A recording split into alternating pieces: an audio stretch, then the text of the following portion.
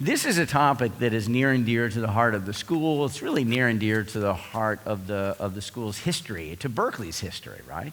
And I'll introduce our panelists. I'm just thrilled to have all four of them. They all bring wonderful perspective on this very question, right? But the topic today is culture. And as we think about culture and how they define what an institution stands for, and increasingly we are finding, and I think it is true as a general phenomenon, that young people today want to work and be part of institutions that matter, that stand for something. I think that's always been a human need, but we're seeing it very strongly in the marketplace. So if part of what you need to do is attract the best talent, mattering matters, and it matters more than ever. So that's really what we're talking about here today. So culture as a word is defined a lot of different ways. You have country cultures and so forth, geographic cultures. We're talking about institutional or organizational culture here today. It's something that we do a lot of in terms of, how do leaders and managers manage culture. We teach that in not just our MBA programs, but our undergraduate programs as well. And so that's really the essence of it. Now, for the Haas School, the culture that we have articulated is a culture that's been around for a long, long time. When we wrote down the set of defining principles, some of you have seen our Berkeley-Haas alumni magazine. This is the summer issue. It was dedicated to our culture effort, which is about 5 years old in a formal sense. But our culture predated anything we did 5 years ago. We just codified some things that have been here forever. Things like question the status quo, right? That's as Berkeley as it gets, and that's been as Berkeley as it gets since any of us can remember what Berkeley was about, right? So those are not new things. But when you codify something and you start to compete based on it, when you try and attract the best talent, for example, based on it, then you have to be intentional about it. You have to try and not just articulate it, but actually change decisions. Are you admitting different students because of this? Because if you're not, I actually don't want to hear about it because you're not taking it that seriously, right? You're putting it on a card or you're putting it on a wall, but when are you going to do something that matters? And so 5 years ago, we realized we want to not just codify this stuff, but we want to change what we do. And we have totally changed admissions, and not just admissions at both the undergraduate and graduate level, but how we hire staff, how we onboard staff, how we onboard faculty, what happens in the classroom, all of that, okay? So that's what we're going to be discussing today, why culture matters.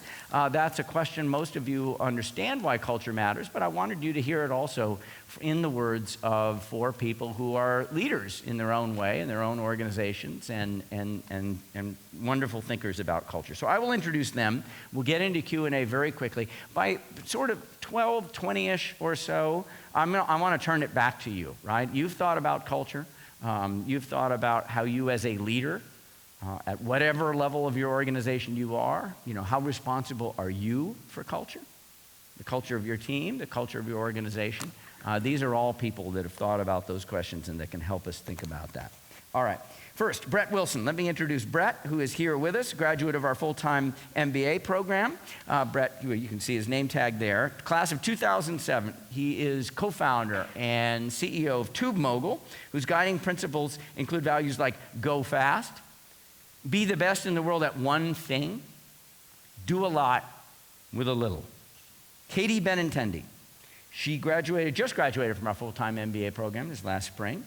She made big waves on campus, helping to boost the percentage of women in our full-time MBA program to the highest level of any top MBA program. We were up to 40.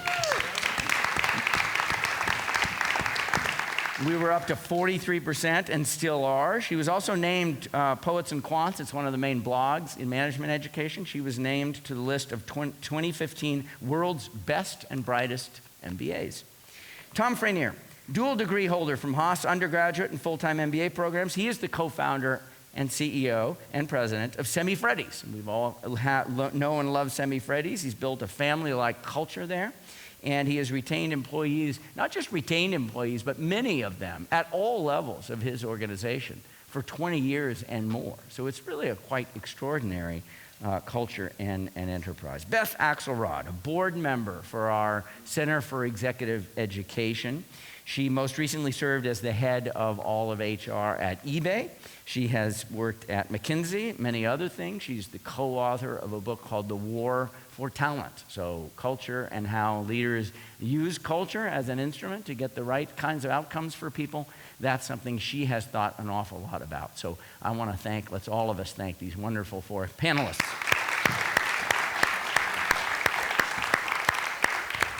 So I will kick off with a few questions. These are sort of general questions, but as you think about why does culture matter to you? Maybe each of the 4 of us, just why does culture matter to you?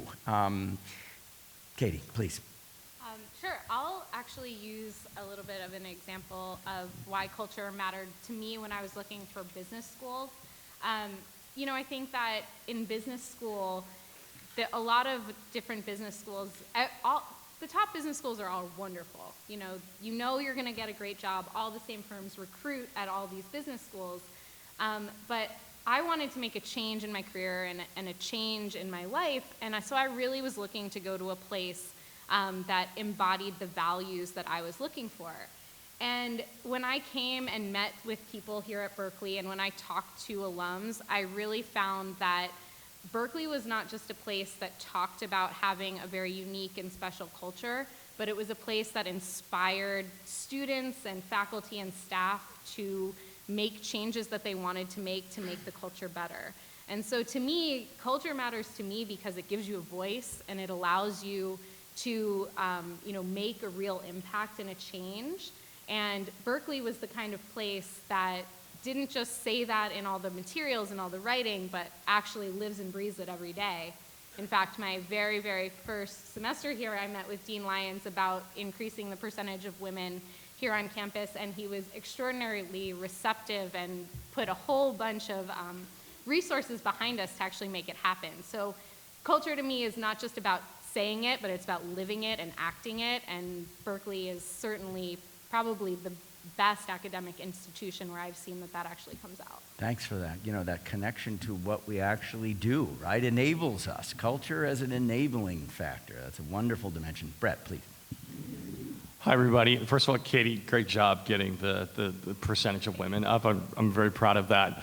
I'm Brett Wilson. I started a company while I was in business school here that we took public last year. And I guess it's never lost on me that our company, we're busy disrupting a space that we weren't even part of. We had no experience in this space. And so I think that this idea that some of us learned in business school of a competitive advantage is just so much more difficult now with open source software and access to capital and globalization. So for us, we know that our product, maybe it's 6 months ahead, maybe it's 12 months ahead, but our real competitive advantage, it comes from our culture. So it's not just this soft and fuzzy thing. I mean, it's the reason why we win. This is very important to me. Thanks, Brett. Please, Beth. We'll go in order here. So I'd say 2 things about why culture is important to me. First, as a member of a senior leadership team at a public company, for me, the culture is it's the description or the definition of the character of the company. It's what do we stand for and how do we behave? And that's relevant for our employees, our customers, our shareholders, the outside world. And so it is the embodiment of the character of the company. And as a senior leader, it needs to be very deliberately, carefully, and intentionally thought through. The second reason why it matters a lot to me is that I think of it as the collective behavior of all the people in the company, and we really deliver performance, we deliver outcomes, we deliver against the ambition of a company through the behavior of every single person. And so if we want to have great performance, which of course we all do, then we need to be very thoughtful and deliberate about the culture we create that will enable that performance to happen. Thanks for that. Yeah, hello. Similar thoughts, but culture, I have very strong opinions on how people should be treated, how things should be done, and I'm a firm believer that we have like 20 different nationalities that work for us. We have language differences, we got to have translators a lot of times, but the common theme is we want to run a meritocracy, not based on politics, not based on the color of your skin, your sexual preference, transparency. If I say something, I'm going to follow it up. I'm not going to say something and then do something completely opposite of that, because people can really pick up on that, and that can be very, very demotivating. Also, a highly ethical environment. I've always told my people, I'll never expect you to lie for the company. That's just not going to happen here. Because we're all at work so much, I want it to be a great place to work, where you know you're going to be treated fairly, and you know you're going to share in the success of the company, that it's not all going to go to the top. Thank you. Thanks to all of you. If we think about, some of the benefits of culture, and then part of it as leaders for those, the idea is, well, how do you make culture stick? How do you make culture happen? Culture is easy to talk about, hard to make happen. Could we talk about how we make it stick? Maybe we'll go in reverse order. Okay. We'll jump back to you, Tom. Yeah, I mean, basically, I was very naive when I started, thinking that if I got up in front of all my employees, and it was six initially, we now have 143, and said, we're going to treat you differently than any other company you've ever worked for. It's going to be fair. It's going to be equitable. You're going to make more money over time. It's a career, not a job. And I thought they would actually believe me and start going. Well, actually, the big surprise to me was how long it takes for a culture to develop. It takes years, because what it's all about is trust. And I think our employees trust us. They have to see years of consistent behavior before they actually trust you, because I think naturally there's a natural distrust between employees and employer anyway. So you got to break that cycle. Plus, for those of us old enough in the audience to have seen the Ed Sullivan Show way back when, I don't know if you remember the guy with the sticks and the plates, spinning the plates. Well, that's how you make it stick, because all the plates can be spinning, but then one starts wobbling over here, and you got to juice it up again. So it's just, you attack it. I mean, you reinforce it every single day, but the thing you really reinforce it with is your actions. Because words don't mean anything. They mean nothing. You can go on team building, you can have a nice polo shirt with a company logo on it, but people see through that. If the behavior in the company doesn't follow what you learn in a seminar, it's not going to work. Thanks, Tom. Beth? So I completely agree with everything that Tom has said, and I think that was very well said. To make it, so as long as it takes to enable a culture to develop, I think it takes even longer to change one. If there's something about the culture that you discover either you don't like or that you feel isn't really enabling the execution of the business strategy. And so I think in some respects it's very simple principles that enable a culture to stick, but they need to be really adhered to and reinforced every single day. So it starts with just clearly defining and articulating the culture, and cultivating it so that there's buy-in, and recruiting for it so that the people in the organization really live it and breathe it. The leaders have to not only say it, but show it through their actions all the time. And it has to be reinforced through all the systems in the organization. So performance management systems, so how performance gets evaluated, what gets rewarded and what isn't rewarded. And it needs to be celebrated when it's really demonstrated in a powerful way. And there need to be consequences when it's not adhered to, including being willing to let strong performers go who get their work done in a way that's inconsistent with the culture. Thank you for that. I want to pull out just one phrase that you used. I think it's super important, and that notion of execution of strategy, right? One of the, we have a faculty member here, Jenny Chapman, and she is just an absolute world expert in this area. And a lot of her research shows it's like culture for culture's sake might be interesting, but part of this is about what are we trying to achieve as a group of human beings? What is our strategy? Where are we trying to go? And how does culture help us get there, right? So it is really important to keep objectives in mind, executing on a strategy. Culture as a leadership instrument. And that's a really important part of the literature. And you made that point. Brett. Rich, I thought something that you said in your intro was insightful. Culture, it can't just be posters on walls. And what Beth was describing is you really have to make your culture systemic. And for me, I've been through a couple different, stages of growth. And early on, in a small startup, culture is pretty easy. I mean, you live the culture, you hire people like you. But then we passed like 300-400 people. We started getting dinged on Glassdoor, and we're like, what's going on? You know, we're the culture guys. We care about this. And we realized that we just didn't have the culture. It wasn't really real. So what we did, we started writing about it and publishing it. We started training people how to interview for culture, and you have to go through this interview class if you want to hire at TubeMogul. I started teaching a culture and values class. We then started working culture into our kind of performance framework. So you couldn't get promoted if you're just good at your discrete job. You also had to be good at doing the culture. We have cultural ambassadors. And so it used to just be me talking about it a lot and trying to live the culture. And now I feel like I'm the architect building this machine that makes the culture a lot more systemic. That's great. Thanks, Brett. Katie, you want to jump in? I think the only thing I'll add is being very new in an organization that's growing at a very, very rapid pace.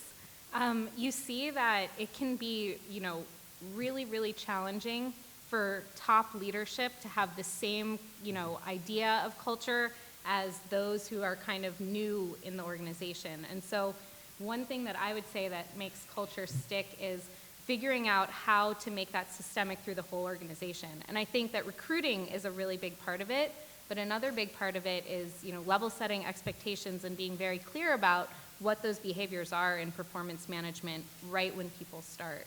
And it's definitely something that, you have growing pains when you're a growing and scaling organization and you're hiring very fast. And so I would argue that it's one of the most important things that new companies, especially startups around here, have to do, is figure out how to make sure that that leadership has the same values and actions as the junior employees that they're hiring in. Yeah. Thanks. I may start with kind of one-on-one questions here, and then be thinking about your questions. We have a microphone here. We have another one up there. We definitely want to make sure to open this up for you, because many of you are right in the middle of culture efforts within your own organizations. So maybe I'll start this question with you, Beth. And when we think about sort of performance and the outcomes, could you give us a concrete example of a behavioral norm that sort of drove performance that was sort of culturally established at eBay or McKinsey, wherever? Sure. So I'll give you an eBay example. So I joined the company in 2005, and one of the things that we were very focused on is how we can execute more quickly as a company.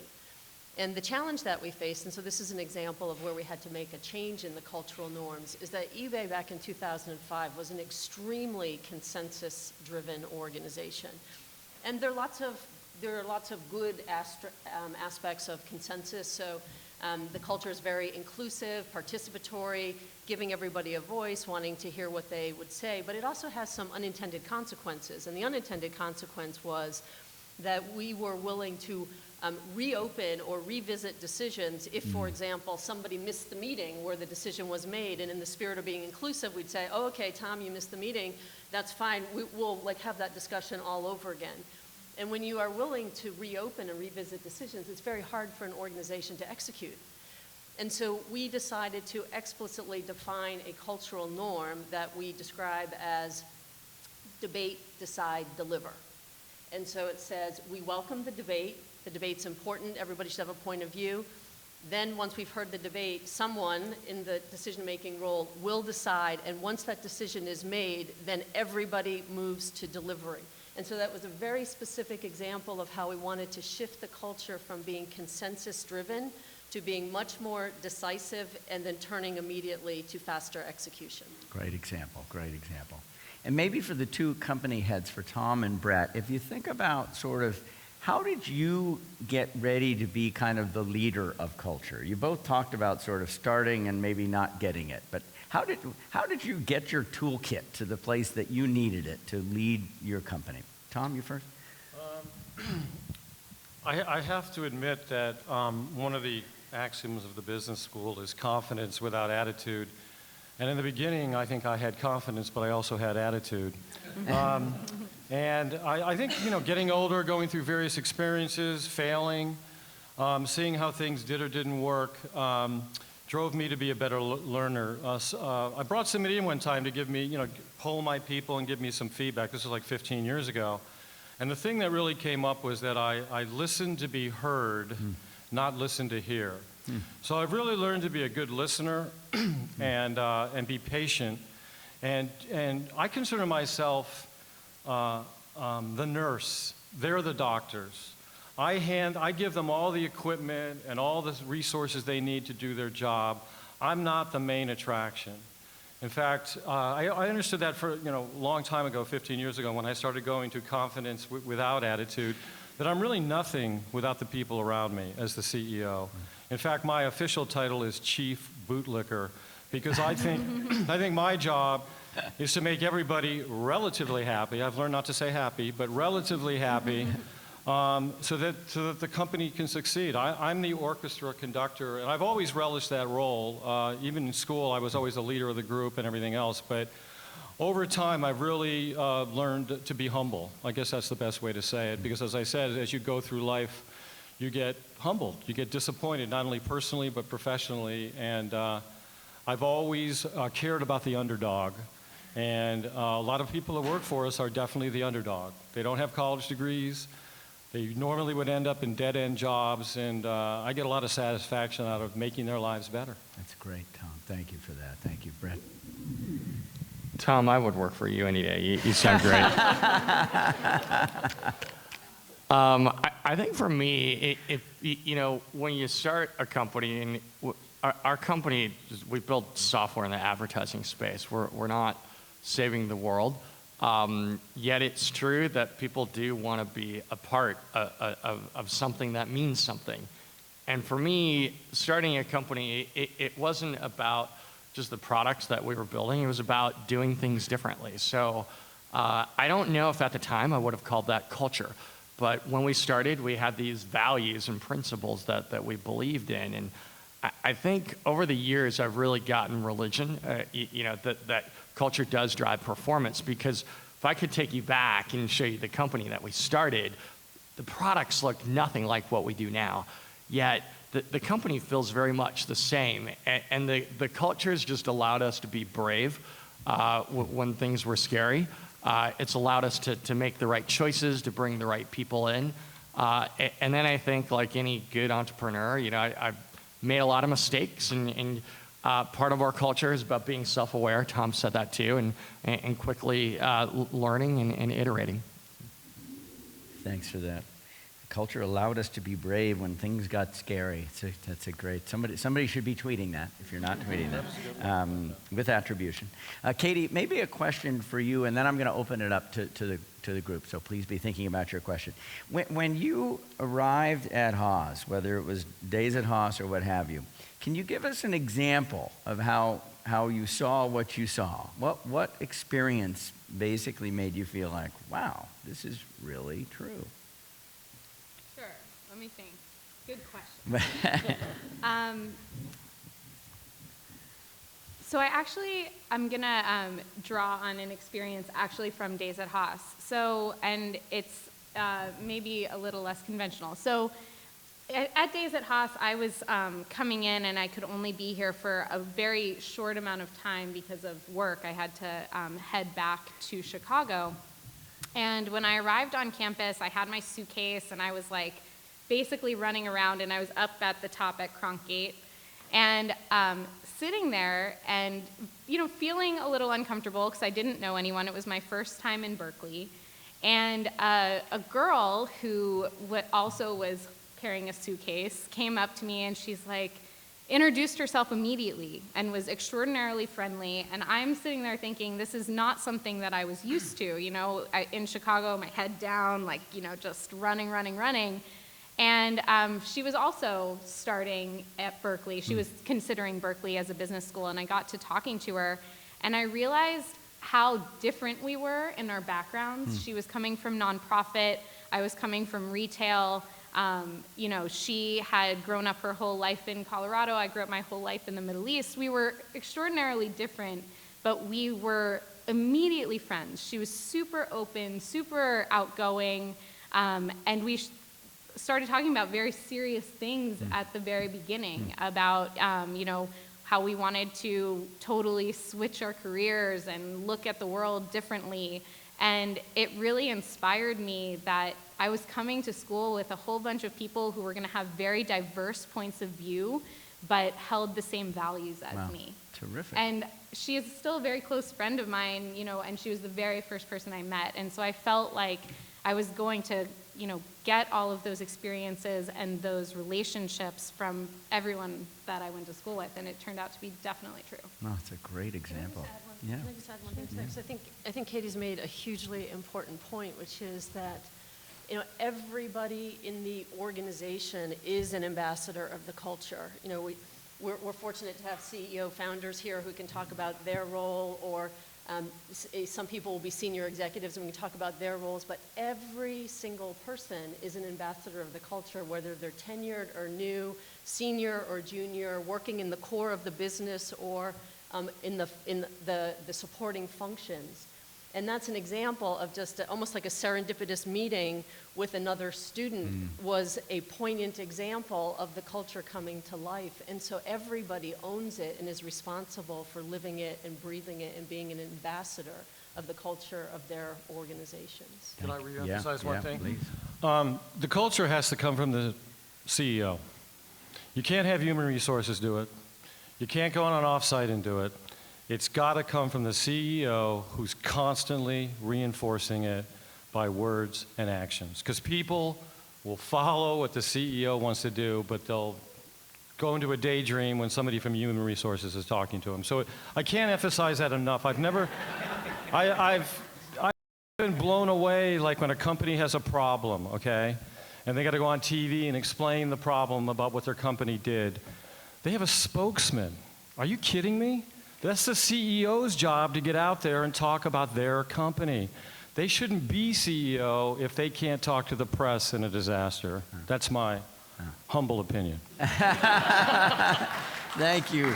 Thank you, Tom. And Katie, I want to reiterate what Beth said. I think your story was great, and it nailed it. And it also helps us understand. I remember one thing that, Brett, you said to me about, what makes this more than a school? Why is this an institution? I mean, if you stripped out the alumni of this place, right, we would be a school, but we wouldn't be the institution that we are. And part of why we feel comfortable leaning into one another, taking care of our own, is because we don't just share the same business school. We share the same values. And that makes it a lot easier for me to say, even if I don't know Brett all that well, I do know Brett pretty well, but it's sort of like I will vouch for this person, because there is this confluence of values. And question the status quo is not a recipe for groupthink, right? So the idea that we're bringing lots of different people into the tent is absolutely true. So it's not monolithic, but I think it's an important part of what the school is about. Let's open it up for questions. So the microphone here, I'll ask you to walk up to the microphone, and we've got one down here. This question first, then that question will be second. Please. I'd like to hear the thoughts of the panel on the rather than creating a culture from a startup, coming into an organization that is facing a dynamic market change that needs to really look at its culture, and clearly there's changes that need to be made, and from a leader's perspective, how to lead a process to create changes in culture. Great. Anybody want to take that? We don't have to do the whole panel, but if anybody wants to jump in, just go for it. I can take it real quick, because we have a very strong culture at Semifreddi's. It's going to get done. It's going to get done. If we were in charge of the Iraq War, it would have been over by now, no matter what's happening. But I saw the downsides of the strong culture in the last couple of years. We promote from within. 90% of my managers start at the bottom. I got former janitors being managers and stuff like that. But we had to bring some people in from the outside to be like director of engineering or a CFO. And it was a problem, because they brought in another perspective. The culture was changing, and people that had been there a long time had a lot of resistance to that. But the way I handled that, to answer the question, is time. Lots of time with people, explaining what was going on, how things were going to be, how things were changing. There's nothing that beats personal attention when you're trying to change a culture. And I think what's one of the CEO's main job is to maintain morale and keep things going. And you can't do it via email, you can't do it, you just got to put the time into it and make sure people feel safe and secure that the culture is changing. I want to add, I think one thing that helps when you're trying to really change something in a difficult environment is this combination of self-awareness and humility. Just because sometimes you don't have all the answers, and you just got to start. We've got a problem. Maybe it was my fault, but you got to communicate it, and then you got to be humble about the results, because you may get it wrong. And I think what's important is if you have this kind of nimble environment where you can make mistakes, you can make change, you can try things, it gives you a pass through a lot of these circumstances. Thanks, Brett. So question 2 here, question 3 will be down here. Please. Do you have any thoughts on what went wrong with the culture at Volkswagen? The culture At Volkswagen. By the way, I've got a turbo diesel. I'm waiting for my recall notice.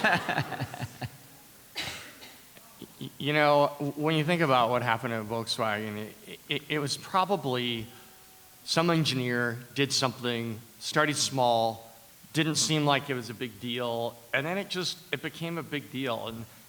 And I think, there's no amount of rules or regulations that can prevent things like that.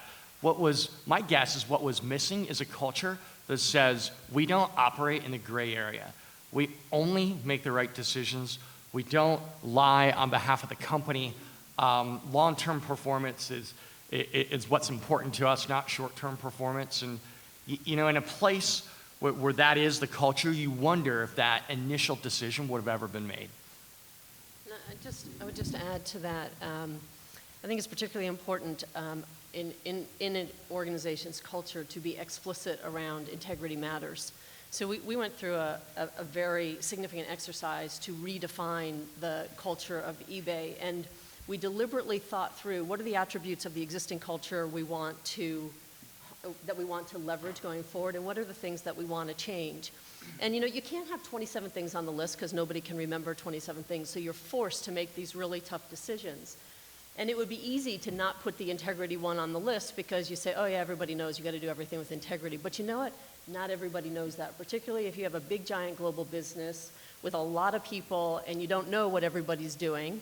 Then you need to be really clear that integrity matters in every single thing that's done. And so when we boiled it down to the very short list of cultural attributes, integrity was on the list. Thanks for that. Thanks for that. And I think the sort of explicit, what Tom, I will never ask you to lie for the company. It's sort of like, bang, that's very clear where the line is, right? And so these are very, very helpful.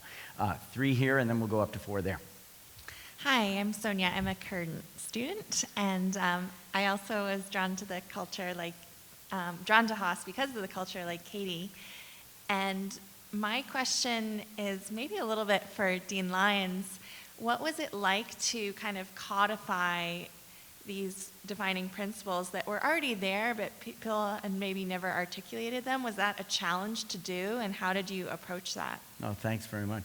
So, there were a lot of fingerprints on that process, a lot of input as you need, right? I mean, we had a lot to work with, so that was a big advantage.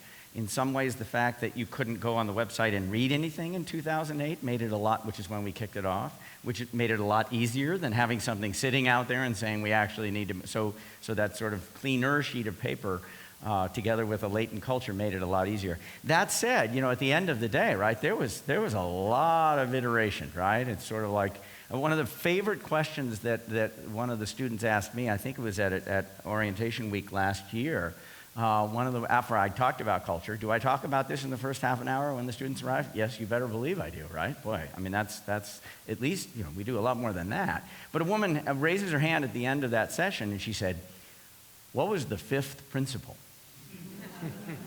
Great question, right? Because it reflects there's a process there. There were clearly lots of candidates. What was the last one that fell off the list? And anyway, so I'll just give you, we were trying to do 3 things real quickly. We wanted to make it true, right? Something where it can be aspirational, but we wanted people to hear those things and say, yeah, that fits. We wanted to be valued. We wanted employers to say, I would hire it. Well, we wanted students to say, I'm going to come to it, right? Not all students, but we wanted people self-selecting into it. True, valued, and the hardest one, different?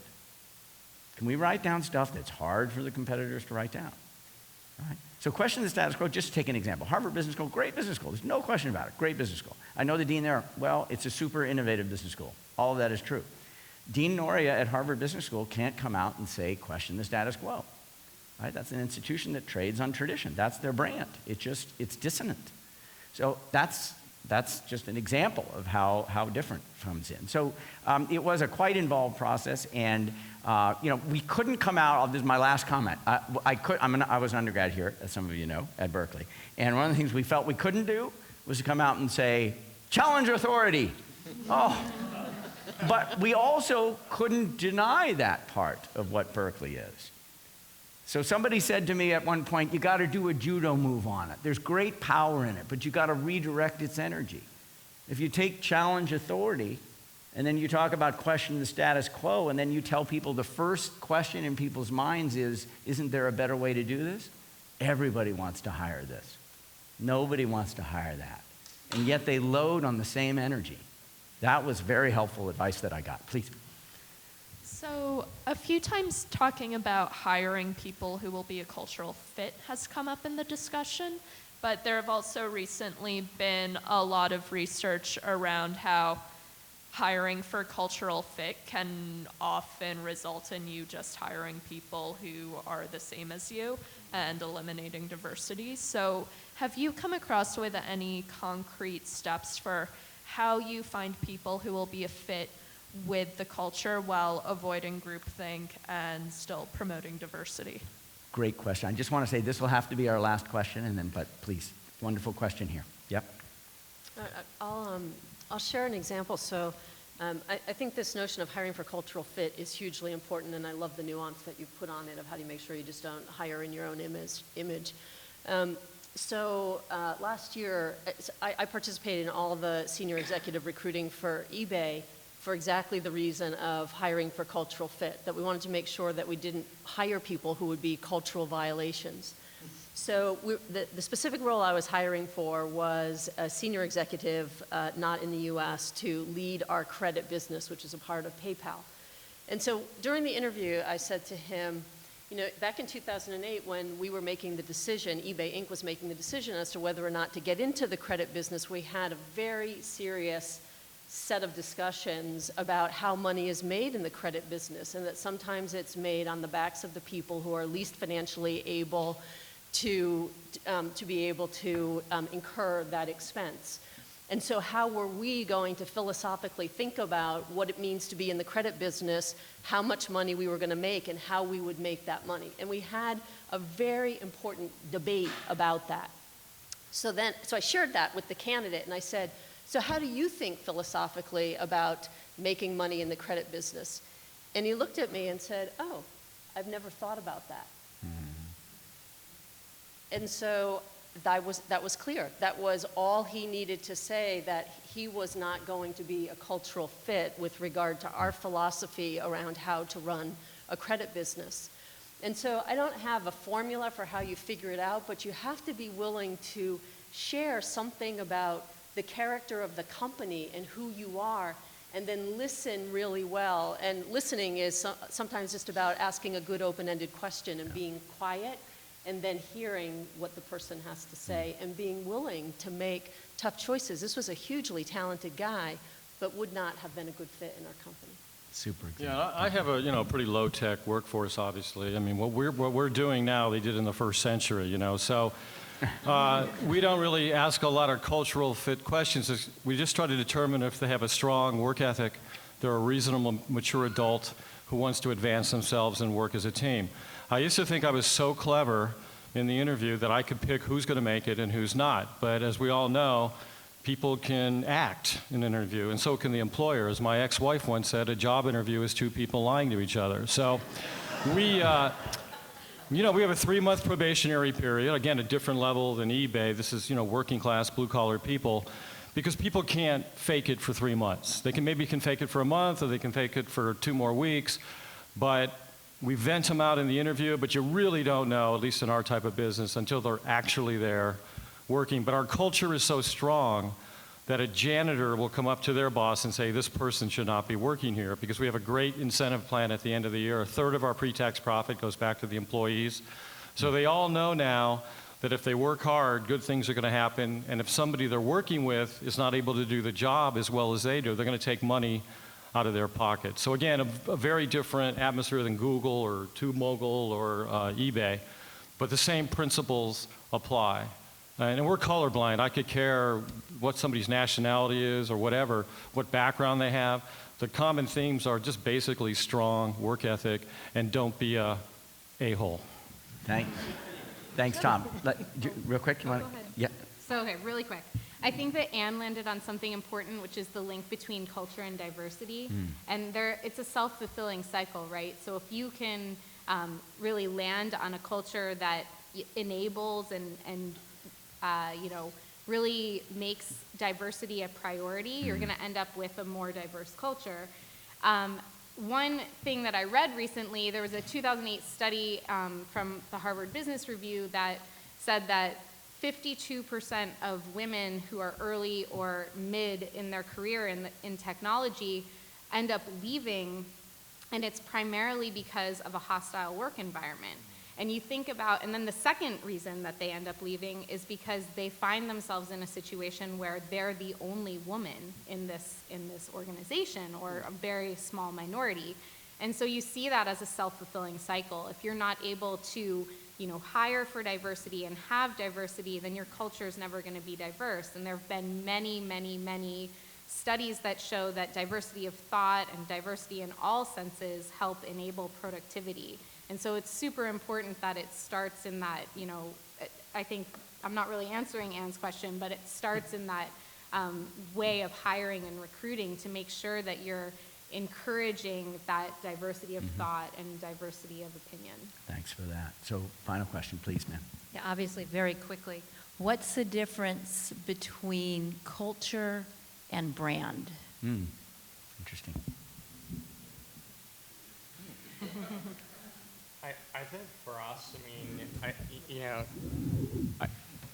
our brand is a set of beliefs that our constituents have about the company, and I think it's actually tied really closely to our culture in our case, because you expect us to be innovative. Part of our culture is about going fast. You expect us to follow through. Part of our culture is about accountability. So, culture feels a little bit more inner tilting, but in our case, they're very much combined. And I'll jump in on that one. It's a great question. I think, as you start to think about the culture, here are defining principles in and of itself, but at the end of the day, these are leadership qualities. This is what leaders do. And if our brand is really going to be about the kind of leader that comes from Berkeley, then it's impossible to separate the two, right? They just integrate very quickly, even though we sort of started thinking about them a little differently. Up here, you have, I mentioned this is the summer issue. It's sort of a 5 years on, a reflection on some of the things we've done on the culture front with your help, with the help of lots of alumni. If you want one of these culture cards, there are the cards here, but it's about the admissions decisions and other things. But if you want to have a card, those are here. And let's all thank our wonderful panelists again, okay? Thank you.